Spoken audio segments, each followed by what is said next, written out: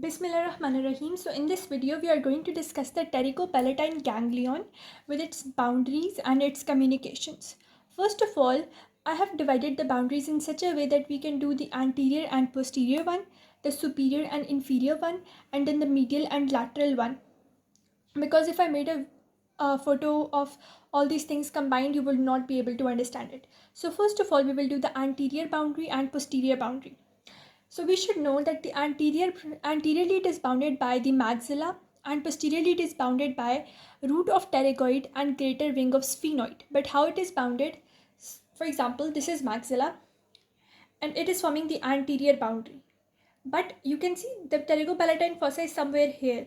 So it is bounded actually by the posterior wall of the maxilla. So it is the maxilla in the anterior wall, but it is the posterior wall of maxilla forming the anterior boundary. Posteriorly, we have the root of pterygoid process and greater wing of sphenoid. But since they are like this posteriorly, so their anterior margin of the root of pterygoid and maxilla will be forming the posterior boundary.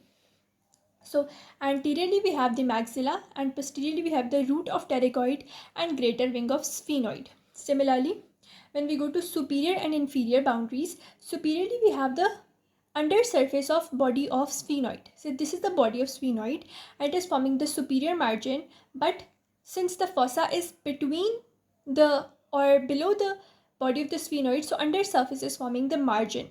Similarly, inferiorly we have the pyramidal process of palatine bone.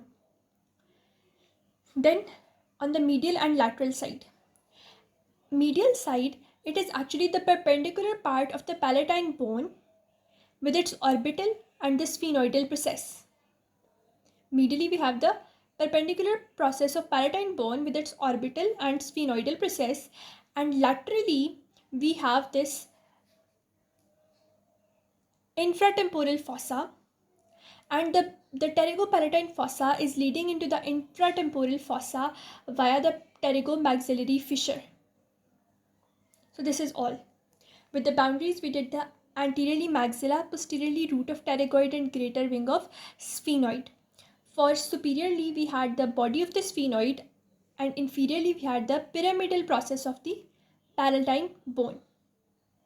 Medially, we had the perpendicular process of the palatine bone with its orbital and sphenoidal process, and the pterygopalatine fossa is leading laterally into the infratemporal fossa through the pterygomaxillary fissure. Simple as that. Now we will do the communications.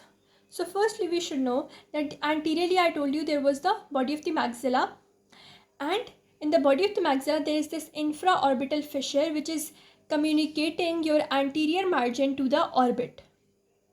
So anteriorly we have the body, we have the maxilla, and the maxilla we have the infraorbital fissure which allows your pterygopalatine fossa to communicate with the orbit. Then posteriorly, as I told you, there was this root of pterygoid and greater wing of sphenoid. They have three foramens. One is foramen rotundum, one is foramen lacerum, and other is the palatovaginal canal.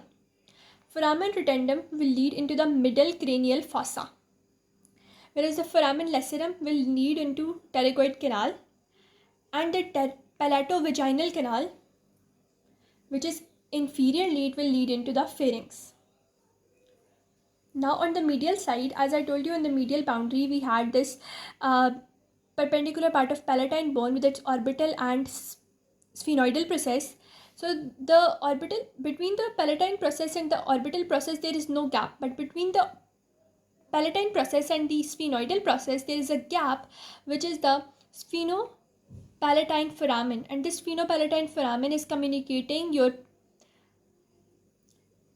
canal into the nose. So anteriorly we had communication to orbit through infraorbital foramen. Posteriorly we had three foramen, namely foramen rotundum leading into middle cranial fossa, the foramen lacerum leading into the pterygoid canal, and the palatovaginal canal which leads into the pharynx. Then medially we have this palatosphenoidal canal or sphenopalatine canal which leads into the nose. Now on the inferior side, as I told you, there was this pyramidal process of the palatine bone, and this pyramidal process has two foramen, which is the greater and lesser palatine foramen or canals, which are leading your pterygopalatine canal into the oral cavity, the pterygopalatine fossa into the oral cavity. So this is how inferior connection is present. Now after doing the boundaries, the communication, we should know the contents. So it has three contents, namely an artery, a nerve, and a ganglion.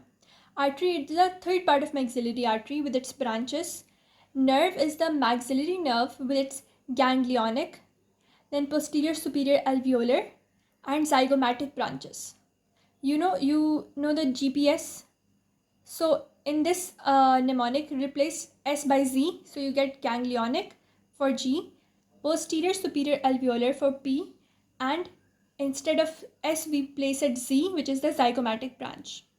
And then for the ganglion, because it's a pterygopalatine fossa, so it has a ganglion of the same name, pterygopalatine ganglion.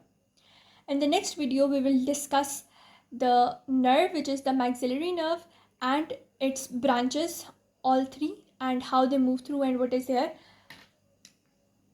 passageway through the whole pterygopalatine fossa. I hope you understood each and everything. If we will meet in the next video, please like, share, and subscribe if you understood all the scenario from here.